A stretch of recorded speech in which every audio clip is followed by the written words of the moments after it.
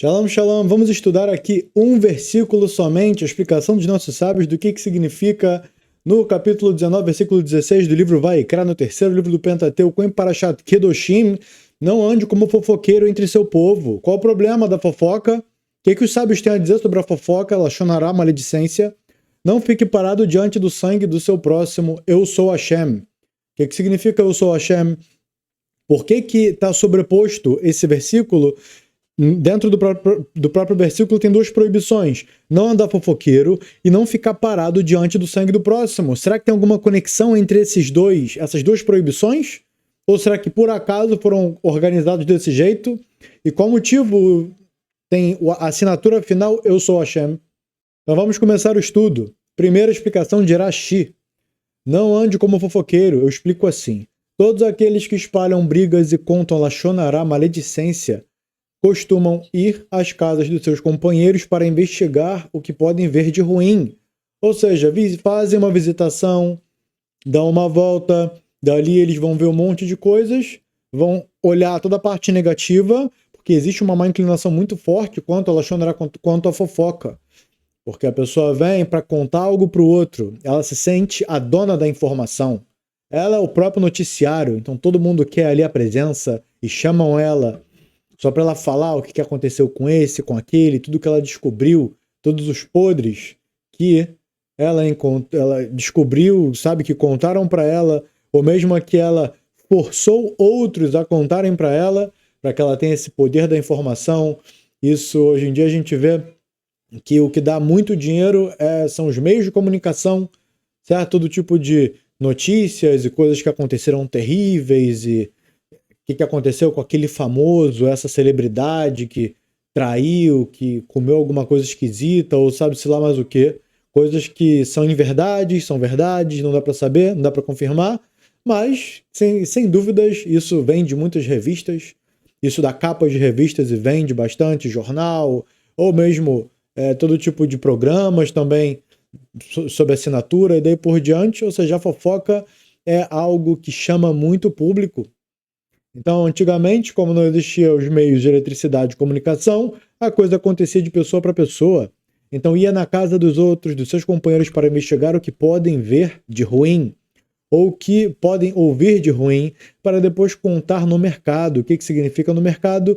No centro da cidade. Era o centro, local onde todos se encontravam ali para vender, comprar, certo? Pessoas querem comer, vão no mercado comprar carne, peixe, legumes, verduras, frutas. Então, antigamente, era o shuk, mercado, pessoas se encontravam no centro e lá tinha esse encontro de muitos. Então, eles iam depois para o mercado para se encontrar com seus conhecidos e começar a fofocar. Por isso, são chamados de os que andam fazendo rehilut. Em hebraico, rehilut, assim como está no versículo, significa fofoca. Que andam, rahil, andam fofocando. Isso é, pessoas andam investigando e espalhando. Aqui o Rashi explicando o significado dessa palavra rehilut, da fofoca, da parte original do hebraico, para falar que não é só a pessoa que fica parada, é alguém que vai investigar, vai procurar saber. E há uma prova para as minhas palavras. Não encontramos o termo rehilut sem que esteja escrito em linguagem de andar, como não ande como fofoqueiro. Os que andam como fofoqueiros são cobre e ferro.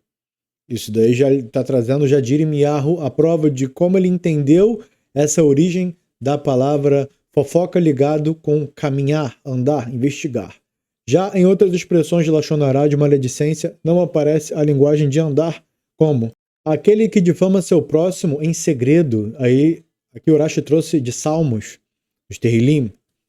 Língua enganosa, de novo em Terrilim. Língua que fala grandezas, de novo em Terrilim, nos Salmos, trazendo várias fontes sobre entender essa parte da fofoca. Língua enganosa que fica falando grandeza. Ah, eu sei que tal e tal pessoa fez. Aí vem todo mundo junta e ele fica contando um monte de verdades, inverdades. Aqui a fofoca, ela se enquadra dentro da verdade. A lashon-hará, ela se enquadra quando o que está sendo dito é verdade. Ah, mas qual o problema de eu falar a verdade? O problema é que se constata maledicência, algo proibido. Não é para sair por aí falando verdade da vida dos outros. Ah, e se for mentira, aí vai ser calúnia, vai ser ainda pior. Otzata dibá.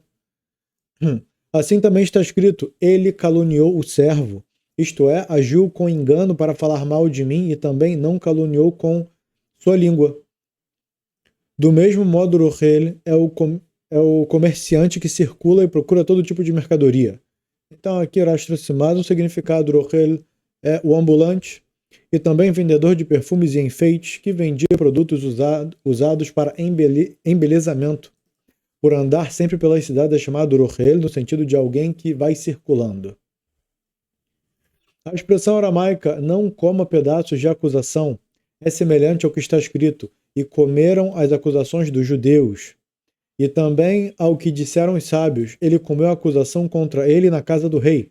Parece-me que o costume deles era que o delator comesse algum alimento na casa daquele que recebia suas palavras. Então, parece que esse que vinha com informações de fofoca da investigação que fez, ele chegava na casa desse que era interessado de receber essa informação e servia para ele comida. Isso servia como uma espécie de confirmação final de que suas palavras eram firmes e verdadeiras. Esse ato de comer era chamado comer acusações. Ou seja, existia um costume na época de que para que quem esteja falando e contando a fofoca, ele fale a verdade, então recebiam ele e davam comida como se fosse uma troca justa. Eu te dou comida e você me dá informações verdadeiras. E aí parece que esse que vai estar fofocando, ele vai mitigar, vai ter menos chance de falar qualquer mentira. Porque aquele que está interessado em ouvir, ele quer ouvir a verdade. É um contrabando de informações, não, mercado negro de informações. A expressão também se conecta com pisca com os olhos. Aqui ele já trouxe Mishlei, o livro do rei Salomão, Shlomo Meller. Pois esse é o jeito dos que andam fazendo rehilut, piscam os olhos e fazem sinais para insinuar suas fofocas, de modo que outros ouvintes não entendam. Então quem pensa que se limita a palavras, também a coisa vai além, e mesmo sinais, piscar os olhos, tudo isso pode se encaixar em fofoca. Não fique parado diante do sangue do seu próximo. Isto significa: não fique olhando a morte do seu próximo enquanto você tem possibilidade de salvá-lo. Por exemplo, alguém está se afogando no rio, ou um animal selvagem, ou assaltantes estão vindo contra ele, e a pessoa fica parada olhando apático a morte do outro, ele vai estar passando em cima de Lotamod al-Damrecha. Eu sou Hashem, fiel para pagar recompensa e fiel para cobrar punição. Então, até aqui, explicação de Rashi sobre esse versículo. Vamos passar agora para o sábio Steinzeletz. Não ande como fofoqueiro. Não vá de um lugar ao outro contando boatos ou informações pessoais que você ouviu em outro lugar. Entre o seu povo, isto é, dentro do seu grupo, da sua comunidade ou até entre pessoas próximas. Não fique parado, ou seja, aqui o Steinzeletz realmente simplificou, deixou bem compacto. Não ande como fofoqueiro, não vá de um lugar a outro contando boatos ou informações pessoais que você ouviu em outro lugar, entre o seu povo, isto é, dentro do seu grupo. Aqui ele interpretou entre o seu povo. Você imagina que é um povo, algo gigantesco, aqui tem um país. Aqui ele explicou o que significa dentro do seu grupo. Tem um grupo de 5, 10, 15, 20. Dentro desse grupo, pode ser grupo do trabalho, grupo de estudo, da escola, de onde for. Ali dentro você sabe todo tipo de podres, certo? Você ficou sabendo que o outro não conseguiu bater a meta, ou não conseguiu acordar na hora certa, dormir na hora certa, ele falou com o outro de um jeito que humilhou e aí ficou... Ou seja, todo tipo de coisas negativas que você souber ali dentro de um território, vamos dizer, fechado, privado, dentro daquele grupo, você não tem o direito aqui de sair e contar isso para todo mundo. Então, dentro do seu grupo, da sua comunidade, ou até entre pessoas próximas, ou seja, esse grupo pode ser de 2 pessoas, esse grupo pode ser de 5 pessoas, não precisa ser imediatamente algo gigante. Não fique parado diante do sangue do seu próximo. Não deixe de fazer algo para algo que possa ajudá-lo, né? Ajudar o seu próximo. Não é necessário que o dano envolva sangue de forma literal. Qualquer situação de prejuízo ou perigo já entra nessa proibição. Se você saber que alguém vai perder dinheiro por qualquer motivo, você vai lá ajudar, explicar, falar algo que você tem ali para para oferecer, que você possa solucionar, certo? Dano moral, dano financeiro, de qualquer tipo, e você tiver ali o conselho que vai resolver aquilo, que não vai deixar com que aquele mal o acometa, então vai lá e não fique de pé sobre o sangue do seu companheiro. Eu sou Hashem. O que significa eu sou Hashem? E, portanto, esses mandamentos vêm da minha autoridade. Não são apenas uma recomendação comum. Além disso, essa declaração aparece aqui porque, no caso de não ficar parado diante do sangue do próximo, a pessoa pode tentar se esquivar. Alguém pode dizer que não viu ou não ouviu o sofrimento do outro, que estava com pressa ou ocupado. Eu vi alguém que aconteceu uma coisa com ele, só que eu estou ocupado, eu tenho que chegar rápido onde eu precisava, então não deu tempo de eu ir avisar. Não deu tempo de eu fazer alguma coisa para ajudar o outro. Alguém pode dizer que não viu ou não ouviu o sofrimento do outro. Falar, não ouvi que ele estava naquela situação, eu não vi. Ou estava com pressa, estava ocupado, ou que não percebeu que sua ajuda era necessária ou que a situação era perigosa. Porém, eu sou Hashem, que conhece a verdade exatamente como ela é. Ou seja, você pode tentar enganar pessoas, mas Deus, você não vai enganar. E esses mandamentos ensinados pela Torá, não só esse como todos, esse daqui, na verdade, em particular, porque Deus está falando, mas praticamente todos também Hashem fala Ani Hashem, vocês podem perceber no próprio estudo. Isso vem reforçar, na verdade, de que não é recomendação aqui que está sendo dito. Aqui está falando a lei nua e crua. Você vai ter que parar tudo e ajudar o outro. Você vai ter que salvar o outro, se preocupar com a honra do outro, com o dinheiro, com a parte financeira, e não precisa nem falar da vida do outro também, né? Certo? Você vê que alguém tá andando, uma pessoa muito suspeita andando atrás e perseguindo uma outra pessoa durante um caminho. Você está caminhando ali, percebeu isso que o outro lá não tá conseguindo perceber.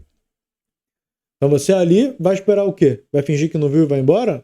Vai dar um grito, liguei pra polícia, estão vindo te pegar, eu tô vendo o que você está fazendo. O cara se assusta e corre. Entendeu? Não fique de pé sobre o sangue do seu companheiro. Ora, Haim, não ande como fofoqueiro. Os sábios já anteciparam isso no sagrado livro do Zohar e ensinaram a duplicidade da expressão andar e fofoqueiro. De novo aqui, assim como Rashi fez essa união, essa menção entre andar e fofoqueiro, aqui Orachim também está trazendo, pois aparentemente são a mesma coisa. Eles explicaram isso de forma profunda pelo caminho do segredo, Erechassod. Quem quiser pode examinar suas palavras lá no Zohar, que a gente não vai chegar lá tão fundo, mas pelo sentido simples do texto, parece que a intenção é ensinar que a pessoa não deve ser a causa de uma fofoca feita por outros. Como assim? Que ela não revele informações, mesmo que em si não sejam fofoca, em um lugar onde existe risco de que quem escuta vá espalhar adiante. Então, mesmo que o que for contado não for uma fofoca, você vai ter que tomar cuidado quem está ouvindo. Porque mesmo algo que não seja uma fofoca, não seja um ponto negativo para alguém, isso é relativo. Porque você falar, você elogiar uma pessoa na frente daquele que odeia essa pessoa, ela chorará. Ela chorará, que você vai causar ódio naquele para querer se vingar desse. Então, a pessoa tem que estar ali com... Na verdade, tem que estudar sobre leis de Lashon Hara, essa que é a verdade, o Rav Shimshon tem, eu vou deixar o link na descrição para quem tiver interesse, o e-book, e lá vocês poderão, de modo integral, ter acesso a um livro bem facilitado e bem filtrado sobre a parte de leis de fala. Nesse caso, acaba acontecendo que foi ela quem levou a fofoca. Foi quem? Foi esse que não se preocupou no que ia falar. Porque mesmo que ele disse um elogio, se foi na frente de alguém que o odeia, ali entre 5 pessoas, ou a quantidade de pessoas que for, e ali tem alguém que vai ser um potencial prejudicador, danador, então isso vai ser considerado fofoca, e o que? Hashem vai cobrar daquele que falou, porque não se preocupou em saber como falar, sobre o que falar, na frente de quem falar. Nesse caso, acaba acontecendo que foi ela quem levou a fofoca, já que os intermediários apenas continuaram o que começou nela. Porque os outros que replicaram o que foi dito aqui, vai ser principalmente cobrado pelaquele que lançou a primeira informação. Com isso se entende melhor a expressão entre o seu povo. quer dizer que através do seu povo você acaba levando a fofoca. Você falou para um grupo, esse grupo falou para outros e para outros, então a fofoca foi levada através do povo. Você fala diante deles, e as palavras vão passando de um para o outro até se espalharem. Está escrito, eu sou Hashem.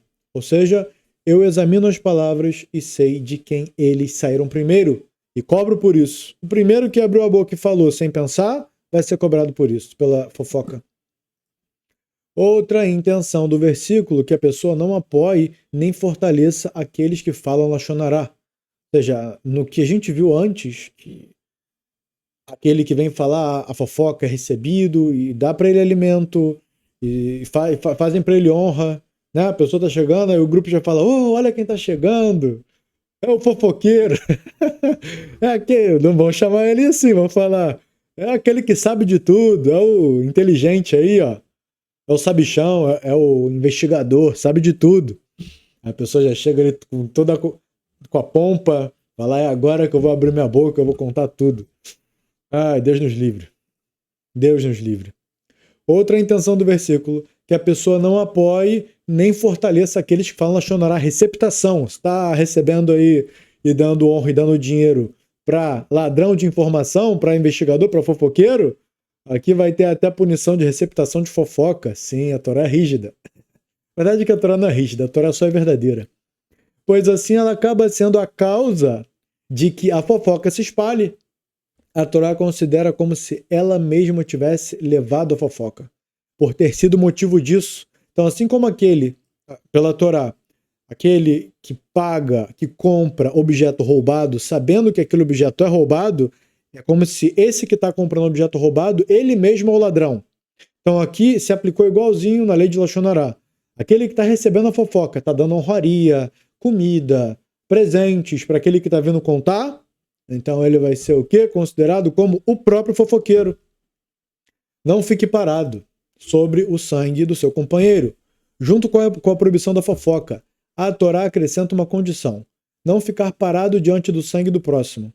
Ou seja, se alguém vê um grupo planejando matar outra pessoa, tem a obrigação de avisar a vítima para que ela possa se salvar, e não deve dizer: isso seria fofoca. Daqui se aprende que, se a pessoa não avisou o seu próximo e ele foi morto, ela anulou esse mandamento de não ficar parado. Olha que legal a conexão agora das duas proibições, uma sobreposta depois da outra. Simplesmente a pessoa pode falar: "Ah, eu escutei um grupo falando mal do outro, falando que vai envenenar a comida dele". Mas se eu pegar e contar para qualquer pessoa que eu ouvi desse grupo, vai ser o quê? Fofoca. Então eu não sou fofoqueiro. Vou ficar quietinho, fingir que eu não ouvi não ouvi nada. E aí o motivo do porquê que está sobreposto depois de falar fofoca. Não fique de pé sobre o sangue do seu irmão, do seu amigo, do seu companheiro. Ah, você escutou aqui um planejamento de assassinato. Agora você vai, ó, virou justo, virou tzadik. Não vou falar nada, não vou me meter com ninguém. Se essa máfia aqui é pesada, eles sabem que eu tô aqui. E se o outro souber também, para mim, eles podem acabar me caçando no final. Ou seja, o cara começa a fazer desculpas ali. Tô muito ocupado com as minhas coisas, vou nessa. A gente acaba aqui junto as três explicações, que elas ficam complementares, uma coisa maravilhosa, certo? Daquele que fingiu que não viu, falou que estava ocupado, fingiu que não ouviu, certo? Deu como desculpa de que, eu não vou fazer fofoca sobre ninguém. Eu sou justo, não faço fofoca. Calma aí, você tá pisando em cima, você tá em cima do sangue do seu companheiro. Você vai deixar o mal acometer a ele? Você vai deixar o pior acontecer com ele por negligência? Então esse também que ficou quietinho vai ser cobrado por assassinato, vai ser cobrado por negligência, certo? Então esse fica o ensinamento desse maravilhoso versículo, dentre outros. Vamos ficando por aqui, tudo de bom, e até o próximo estudo.